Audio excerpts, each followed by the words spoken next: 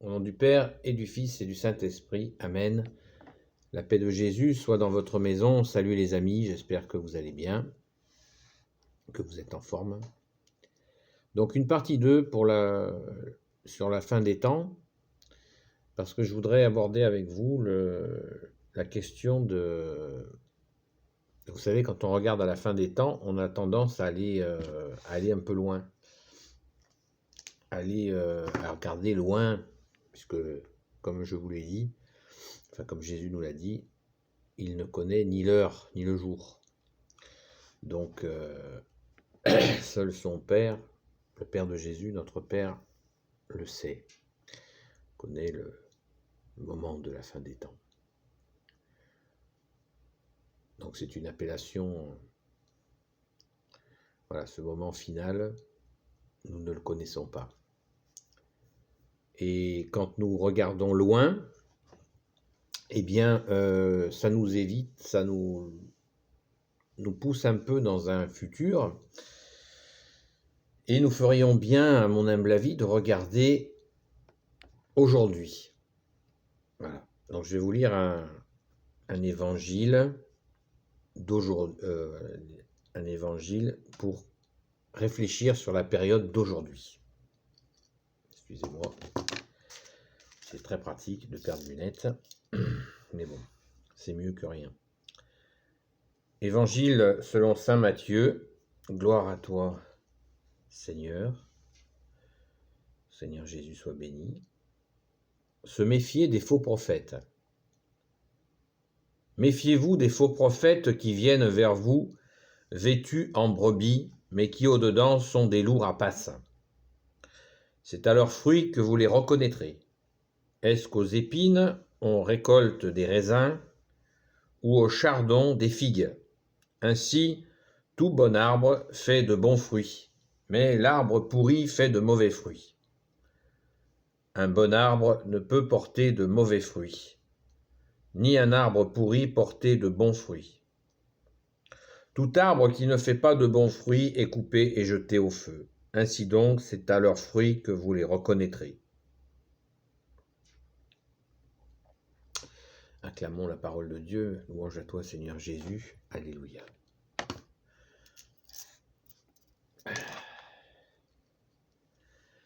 Donc,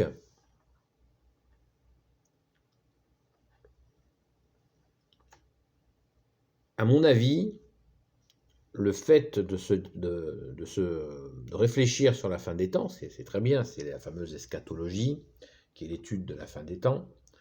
C'est très bien. Dans les évangiles, il y a bon nombre d'indications. Mais aujourd'hui, quand est-ce qu'on parle d'aujourd'hui?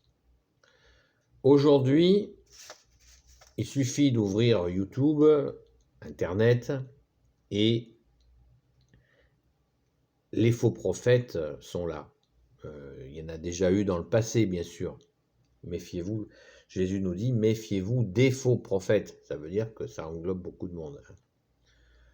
C'est tout à fait évident. Les faux prophètes. Déjà, tous les prophètes qui se revendiquent comme tels, qui sont venus après Jésus, sont forcément de faux prophètes. Car dans la Sainte Église catholique, il y a effectivement les saints. Les saints, vous savez que quand à notre saint baptême catholique, nous sommes déclarés prêtres, prophètes et rois. Donc nous sommes prophètes, et nous sommes des prophètes au sens où nous avons reçu la grâce par Jésus le Christ, et nous en témoignons. C'est dans ce sens-là que nous sommes prophètes. Pas dans le sens biblique. Les prophètes qui sont venus avant Jésus, dont certains ont annoncé Jésus. Voilà. Voilà. Je considère par exemple le prophète de l'islam, je ne le considère pas comme un prophète. Voilà. Désolé si si ça heurte certains, mais c'est ainsi. Comme, pourquoi vous allez me dire, ben regardez, lisez, on reconnaît l'arbre à ses fruits. Voilà, c'est pas le sujet. On avance, donc, les faux prophètes d'aujourd'hui. Les faux prophètes d'aujourd'hui, c'est très bien de parler de la fin des temps, mais aujourd'hui, il y a pas mal de faux prophètes. On le voit, c'est assez évident. Et d'ailleurs, le faux prophète, il va participer à nous induire en erreur. Vous voyez, c'est ça le faux prophète. Et c'est très lié à cette question de fin des temps. Parce que la fin des temps, ce sont des étapes. C'est une succession d'événements qui nous mènent à la fin des temps. Et dans ces étapes, il y a les faux prophètes qui vont commencer à brouiller la vérité. La vérité, elle est simple. Elle se résume en une phrase. En dehors de la Sainte Église catholique, point de salut. Ça veut dire en dehors de Jésus et de sa Sainte Église, la Sainte Église catholique, il n'y a pas de salut. Il n'y a pas de salut. Nous ne trouvons le salut qu'en Jésus le Christ. Voilà. Ça, c'est une réalité. Il peut y avoir bien sûr qu'il y a plein de belles personnes ici ou là, mais le salut est en Jésus le Christ, dans le Christ Jésus. Donc, si on regarde avec des jumelles, on regarde de loin la fin des temps, on peut prendre le risque de ne pas voir les faux prophètes qui sont ici ou là et qui nous endorment. Et qui surtout voilent la vérité de la Sainte Église catholique, du salut dans l'Église, par Jésus qui en est la tête, et qui peuvent effectivement nous mettre dans des interrogations, qui nous mettent dans un stress où la vérité de la Sainte Église est voilée par des subterfuges plus ou moins grossiers. Je relis la parole sur les faux prophètes parce qu'il faut bien que nous le comprenions pour essayer de... j'essaye de vous faire piger ce que j'ai envie de partager avec vous. Si je vous ennuie, vous éteignez, vous êtes libre. Voilà. Seigneur Jésus, gloire à ta sainte parole. Se méfier des faux prophètes. Méfiez-vous des faux prophètes qui viennent vers vous vêtus en brebis, mais qui au-dedans sont des loups rapaces. C'est à leurs fruits que vous les reconnaîtrez. Est-ce qu'aux épines on récolte des raisins ou au chardon des figues? Ainsi, tout bon arbre fait de bons fruits, mais l'arbre pourri fait de mauvais fruits. Un bon arbre ne peut porter de mauvais fruits. Si un arbre pourri portait... Un bon arbre ne peut porter de mauvais fruits, ni un arbre pourri porter de bons fruits. Voilà, c'est très clair. Sois béni Jésus. Tout arbre qui ne fait pas de bons fruits est coupé et jeté au feu. Ainsi donc, c'est à leurs fruits que vous les reconnaîtrez. Voilà, on ne peut pas être plus clair que notre bien-aimé Jésus. Je rechange de lunettes. Il faut être patient. Voilà. Et on comprend, merci Jésus, c'est très explicite. Je crois que dans cette période que nous traversons,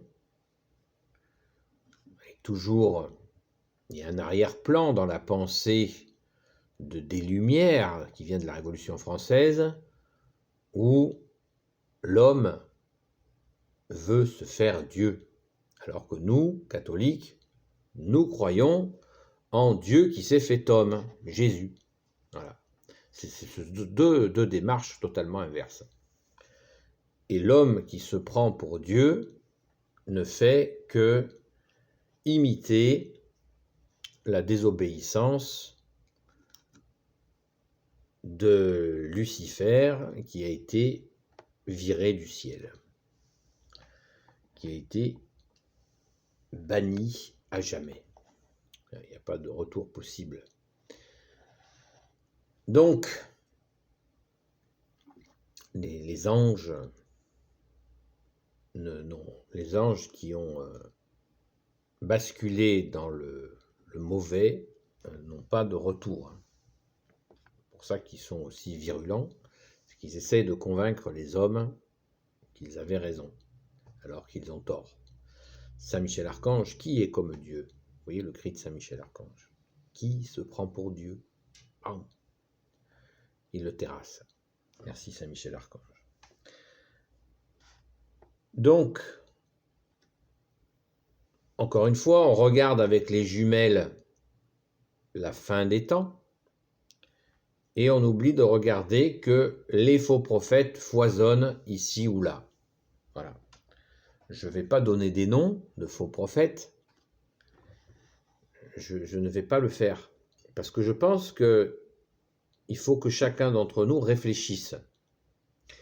Qui a intérêt à dénaturer la vérité dans la Sainte Église catholique, qui a toujours intérêt à combattre l'Église catholique?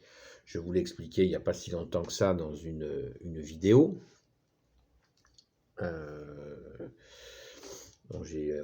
Le titre était...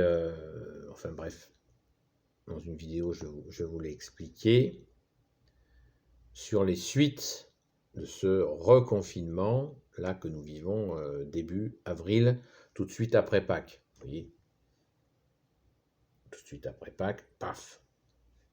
Alors que nous sommes pendant 40 jours, nous célébrons Pâques, et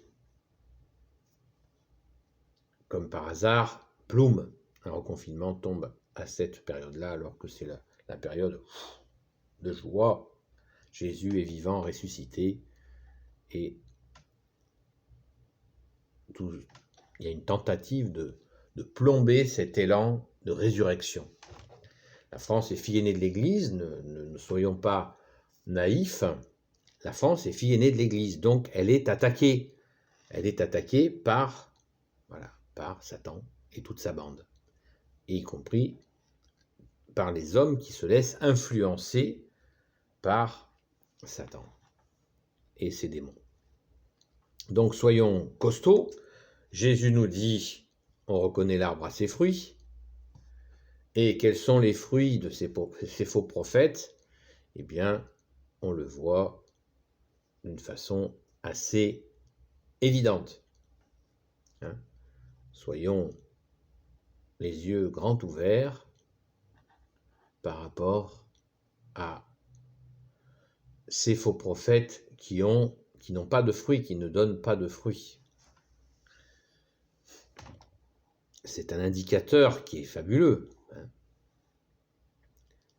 Les faux prophètes ne donnent pas de fruits. Alors j'espère que vous comprenez ce que veut dire donner du fruit. Vous voyez par exemple des personnes qui ont, des saints, qui ont créé des missions dans le monde entier, qui viennent en aide aux pauvres. Eh bien, voilà un exemple de fruit. Les personnes, les faux prophètes, les beaux parleurs qui derrière n'ont absolument, c'est le vide. Voilà, ça c'est les faux prophètes. Ils n'ont pas de fruits, il n'y a pas d'acte. On dit waouh, il a fait ça, waouh, super. Alors en politique, waouh, dans les faux prophètes, il y a des politiques qui sont balèzes. Voilà. Où sont leurs fruits? Regardez l'état de la France, où sont leurs fruits? Ceux qui ont préconisé la séparation de l'Église et de l'État, où sont leurs fruits? Donc les faux prophètes sont très nombreux et il y en a absolument partout. Le tout, c'est de les repérer, parce que, comme le dit notre bien-aimé Jésus, hein, et ça, je vous répète une troisième fois, parce que c'est très important, surtout à l'heure actuelle.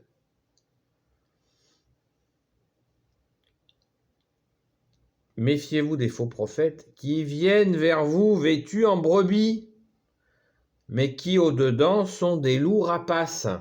C'est bon là, vous avez compris?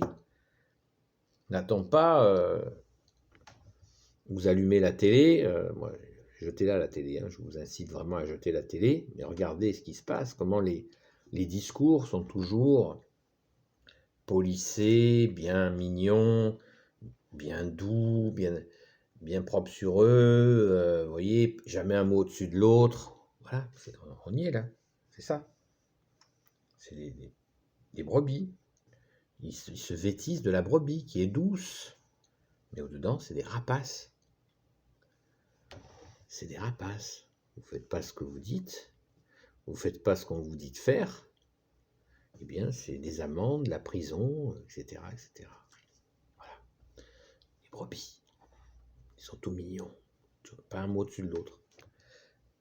C'est ça, les faux prophètes. Ils sont tout gentils, gentils, et derrière, au-dedans, des loups rapaces. Donc, ne regardons pas trop loin, regardons devant notre porte de France, chez nous, qu'est-ce qui est en train de se passer avec justement ces faux prophètes qui foisonnent. Et puis je ne peux pas vous dresser la liste, mais il y en a sur YouTube, sur Internet, c'est fou. Chacun y va de sa recette, etc., pour faire ci, pour faire ça, etc. Donc, les amis, prions. Voilà ce que je voulais vous dire dans cette partie 2. C'est un petit peu décousu, mais je ferai certainement une partie numéro 3. Mais il me semblait que cette partie 2 était nécessaire par rapport à la partie 1. Pour bien comprendre cette notion de faux prophète que nous vivons, regardez bien. Regardez bien autour de vous, qu'est-ce qui est en train de se passer. Regardons autour de nous, je me mets dedans bien sûr, ce qui est en train de se passer avec ces loups qui ces loups qui se sont déguisés en brebis. Voilà. Nous le voyons, c'est très clair.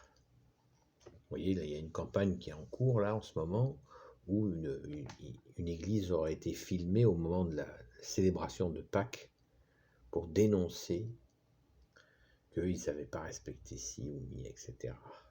Voilà. Qui est derrière ça? Qui agite tout ça pour encore attaquer l'église? Vous voyez? Qui a intérêt à attaquer l'église si ce n'est le diable? Qui a intérêt? Et ses serviteurs, bien sûr. Qui a intérêt à le faire? Voilà. On n'attrape pas des maladies quand on vient célébrer Jésus le Christ ressuscité. Non. Ça n'existe pas. On va à une célébration et Jésus nous donne des grâces de guérison, de joie, d'amour. Il est la vie. On n'attrape rien. On va pas être malade à aller à des célébrations. Et regardez, qui orchestre tout ça? Voilà, qui est à la manœuvre? Qui a été filmé et pourquoi? Et pour encore s'en prendre à la Sainte Église catholique. Ils ne font pas ça dans d'autres formes de regroupement. Ni dans le métro, ni dans les avions, ni dans les fausses religions, etc., etc. Là, c'est ciblé. On a compris. Alors prions les amis, prions, soyons fidèles à Jésus. Ô Jésus, aide-nous à te rester fidèle, toi le Saint de Dieu, et nous avons confiance, bien sûr, Jésus, il va balayer ça, ou son Père balayera tout ça, la Sainte Vierge Marie, son cœur immaculé va triompher, ça va venir avec l'Esprit Saint. Nous y croyons, c'est la prophétie de Marthe Robin, elle est très très très réaliste. Tout ça vient, donc soyons debout, prions la nuit et le jour, afin de ne pas tomber en tentation, comme l'a dit Jésus. Ne nous faisons pas piéger. Jésus est ressuscité, il est avec nous pour toujours. Voilà. Mais ces temps sont troublés, donc la fin des temps, deuxième partie, un peu brouillon, mais bon, ça c'est mon style, je suis ni enseignant, ni théologien, ni exégète, ni nanana. Simple, je suis un serviteur qui sert à rien. Voilà. Donc, quelques pistes de réflexion. Pensez à relire Matthieu 7, 15. Matthieu, chapitre 7, verset 15, de temps en temps, parce qu'on a besoin de se rappeler que les faux prophètes sont là, et nous devons apprendre à les démasquer. Et oui, merci Jésus de nous y aider, afin que nous ne suivions que toi, Jésus. Amen. Béni soit le Père, le Fils et le Saint-Esprit. Amen. Ô Jésus, toi qui peux tout et qui portes tout, toi le Sauveur, toi l'Emmanuel, toi le vivant, le ressuscité, je te confie toutes celles et ceux qui regarderont cette vidéo, ainsi que leurs proches selon ta sainte volonté. Sainte Marie, notre Sainte Mère, Notre-Dame, toi qui écrases le serpent, toi qui as la lune sous tes pas, Saint Joseph, toi le juste et le saint, toi le sage, toi la terreur des démons, toi le saint gardien de la Sainte Église catholique. Sainte Marie-Madeleine, notre chère sainte patronne, et vous tous les saints et saintes amis de Jésus, Saint Michel-Archange, qui est comme Dieu? Qui est comme Dieu? Saint Gabriel Archange, Saint Raphaël Archange et tes anges guérisseurs, et vous tous les anges qui servez Jésus, je vous confie toutes celles et ceux qui regarderont cette vidéo selon la sainte volonté de Jésus, ainsi que leurs proches selon la sainte volonté de notre bien-aimé Sauveur, unique Rédempteur Jésus, seul Messie pour l'éternité. Amen. À bientôt les amis. La paix de Jésus soit dans votre maison.